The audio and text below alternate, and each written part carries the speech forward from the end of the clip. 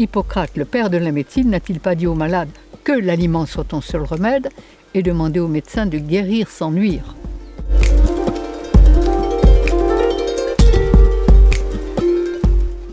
Il faut refaire une véritable philosophie de santé, de bien-être. On ne combat pas la maladie, on refait la santé et les maladies disparaissent. Et je veux faire, et j'ai l'intention, et nous avons l'intention, de faire des éducateurs de santé. La souffrance et la maladie sont là pour nous réveiller.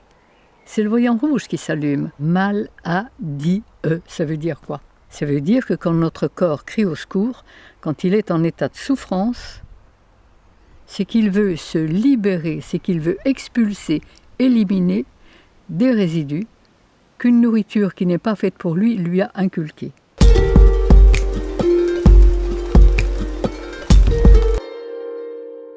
Commencer par donner à notre corps le carburant que son constructeur avait prévu pour son système digestif. On nous a toujours dit qu'on descendait du singe, des gorilles et des chimpanzés. Ils ont exactement le même système digestif que nous. Et ils se nourrissent de quoi? Sinon de cueillettes. Ils cueillent. Comme nous ne cueillons pratiquement plus, que nous mangeons des paquets, de la viande, enfin une nourriture complètement morte, eh bien automatiquement, on ne reçoit pas l'énergie dont on a besoin et on a besoin d'excitants. Mais avec ça, on s'empoisonne tous les jours un peu, tous les jours, sans s'en rendre compte.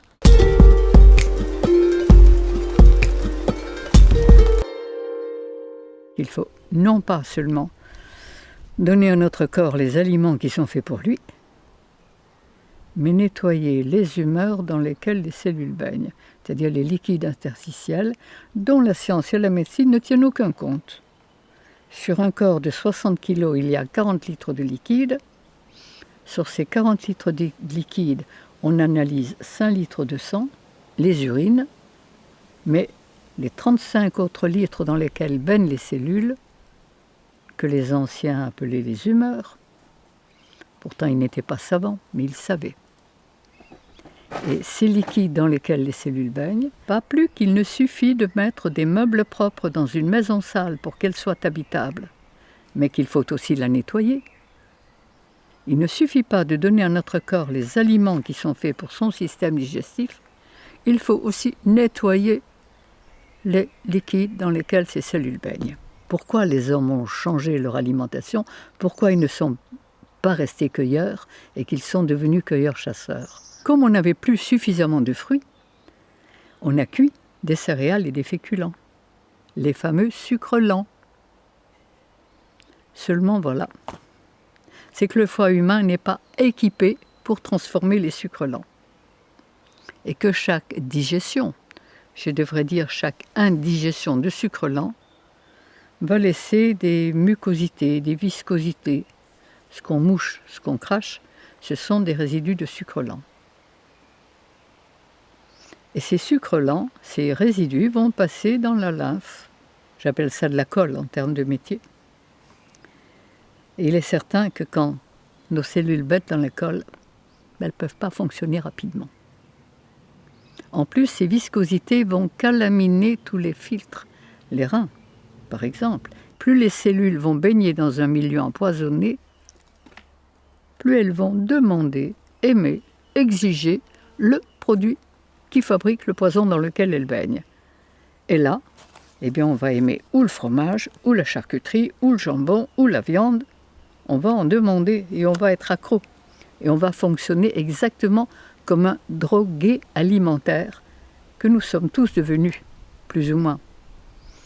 Et quand je demande à quelqu'un de quoi vous n'avez pas envie de vous passer, je sais exactement le point de départ de tous ces problèmes. J'ai l'habitude de dire à tous mes consultants que je risque de les rendre malades pour les guérir. Parce que chaque fois que le corps veut expulser ses résidus, il faut l'aider à le faire. Alors que médicalement, scientifiquement, on empêche le corps d'éliminer. Donc, il n'y a plus de douleur, il n'y a plus de souffrance. Mais au lieu d'éliminer les toxines qu'il voulait éliminer, il les refoule dans ces nappes souterraines et ils ne vont pas rester sans rien faire. Alors il est bien certain que le but, c'est d'aider, comprendre pourquoi notre corps souffre et l'aider à faire ce qu'il a à faire. Chaque personne est un cas unique et elle va expulser, son corps va tenter d'expulser ses résidus en fonction de sa constitution. Plus il est fort, plus il va expulser violemment, plus il est fragile, moins il va pouvoir expulser, et plus ça sera long et difficile, en fonction du stock résiduel qu'il a accumulé.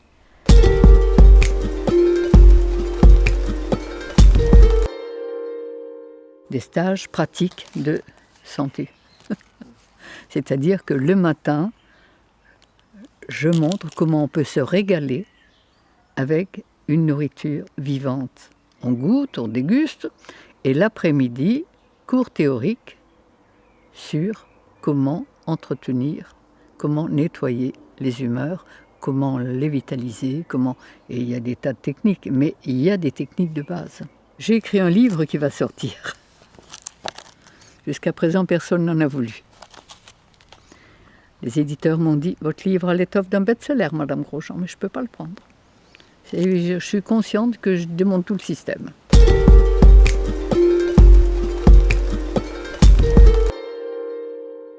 J'étais morte de peur. J'ai été dans la souffrance la plus absolue.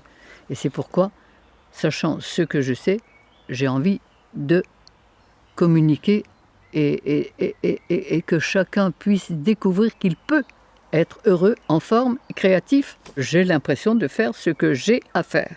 Et notre rôle, il est, comme les cellules de notre corps, de travailler l'un par l'autre et l'un pour l'autre au service de l'ensemble. Et quand on peut faire ça, on est heureux de le faire. Et quand on est heureux, on peut donner du bonheur.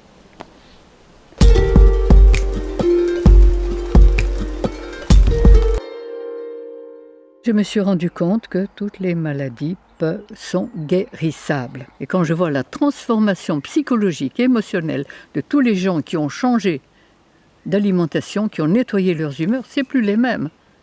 Ils changent de vie et en fonction de ça, les maladies disparaissent. Et qu'elles soient psychologiques, qu'elles soient émotionnelles, qu'elles soient physiques.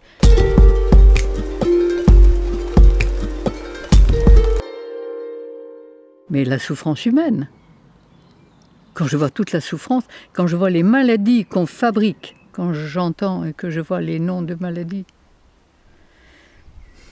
je respire abondamment. Mais ce n'est pas les maladies qu'il faut guérir.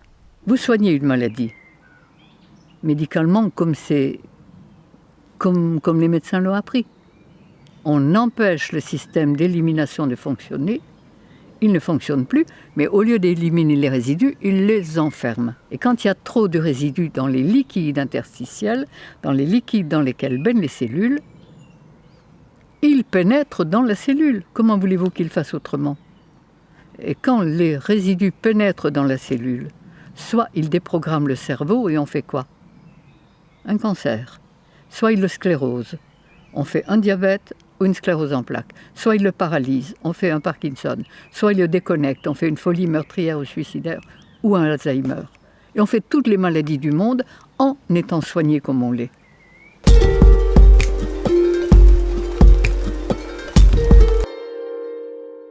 Qu'est-ce que la faculté a appris aux médecins? À chercher ce qui ne va pas. À chercher dans la poubelle la mouche jaune, la mouche verte. Et à mettre un nom extraordinaire dessus, c'est très savant, et à prescrire des examens pour confirmer, ça fait marcher toute la boutique, et à prescrire des médicaments qui rendraient malade un bien portant et des opérations. Qu'est-ce que la médecine sait faire d'autre? La médecine allopathique. La médecine homéopathique est un peu moins pire, mais elle ne change pas le terrain.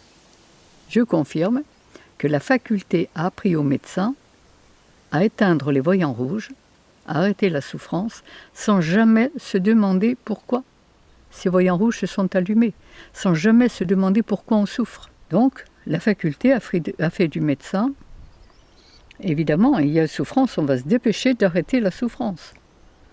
Vous avez mal quelque part, on va mettre un grand nom. Si vous avez mal à gauche, ça sera une gauchite, à droite, ça sera une droitite. Ça coule par les sinus, c'est une sinusite. Ça, c'est la conjonctivite, ça, c'est l'otite. Par le vagin, c'est une vaginite.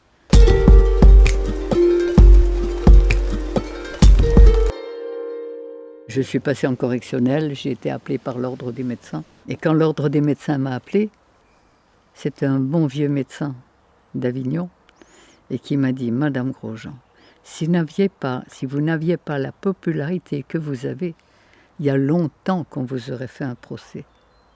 Et si on ne vous le fait pas, c'est uniquement parce que si on vous le fait, on va encore développer votre publicité. »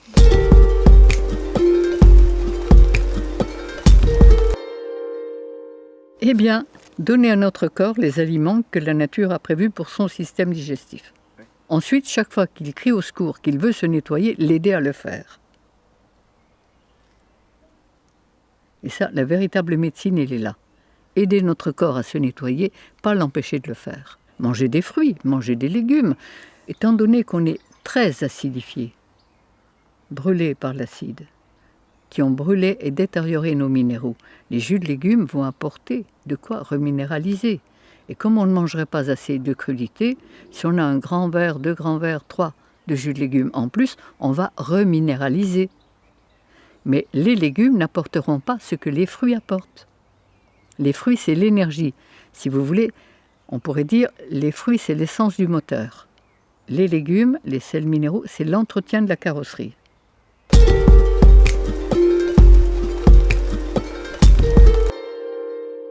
Le corps est toujours à la recherche de son équilibre le plus parfait. Et dès qu'il a un brin d'énergie supplémentaire, qui peut être celle du printemps, celle des pollens, celle du soleil, ou s'il doit faire face à un choc qui lui demande beaucoup d'énergie, pour pouvoir faire face à ce choc, il va éliminer les poisons qui l'encombrent. Il va se débarrasser de tout ce qui l'encombre. Et là, on dit « ce choc m'a rendu malade ». Non.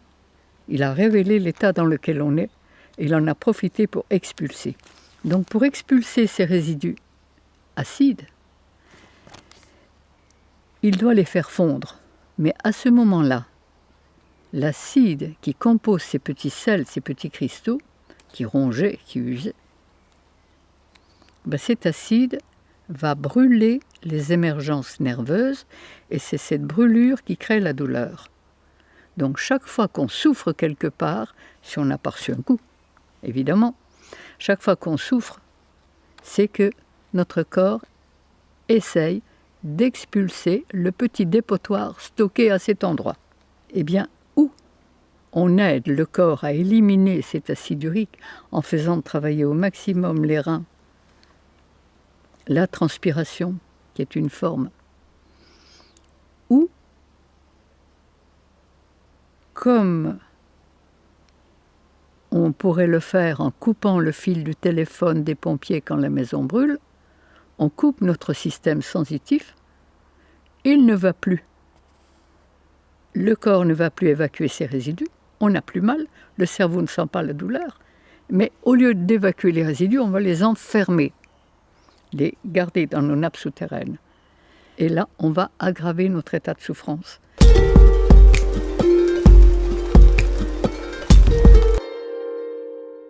Il y a toutes les plantes nécessaires, les vrais médicaments. La pharmacie du bon Dieu, c'est les plantes. Quand vous pensez que l'ortie verte qui pique, cette horrible plante, c'est la plante la plus antidépressive que je connaisse. Faites une cure de jus d'ortie et vous verrez. Le chardon-marie qui pique là, ça va décoller les viscosités.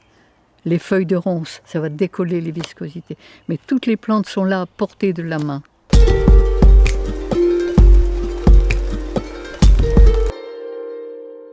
J'ai vu mourir très jeune 3 êtres chers, bien soignés comme on l'entend classiquement. Et là, perdre sa maman quand on a 4 petits frères et sœurs et qu'on a 15 ans, c'est pas très drôle.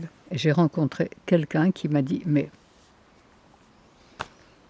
il y a 2 médecines, une médecine de santé, une médecine de maladie. On a découvert, on a pratiqué. Mon mari et moi, on était mariés à l'époque. Et on s'est rendu compte qu'il y avait un autre chemin de vie.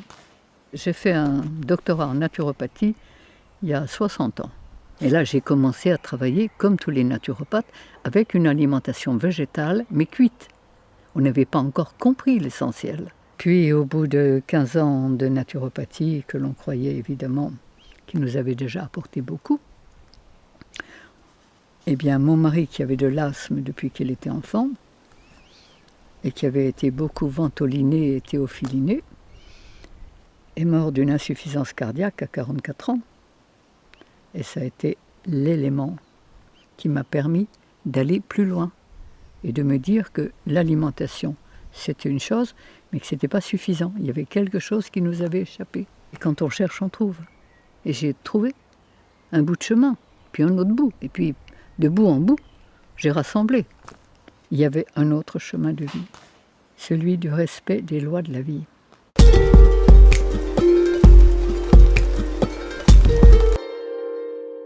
Avec un certain médecin suisse qui me connaît depuis plus de 20 ans et qui, quand il m'a découvert, il m'a dit « Je veux travailler avec vous ». Il a acheté 23 hectares de désert au Maroc et quand je suis allé voir son truc, j'ai dit « Mais vous faites quoi là?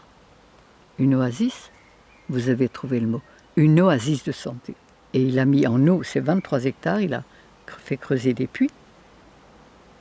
Il a financé ça tout seul. Il a planté 2000 arbres fruitiers.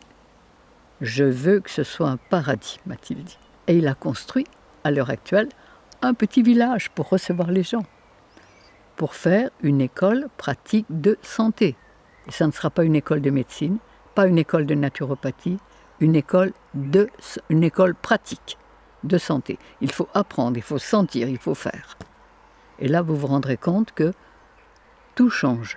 Votre psychisme, votre émotionnel, votre confiance. Vous n'êtes plus du tout la même personne.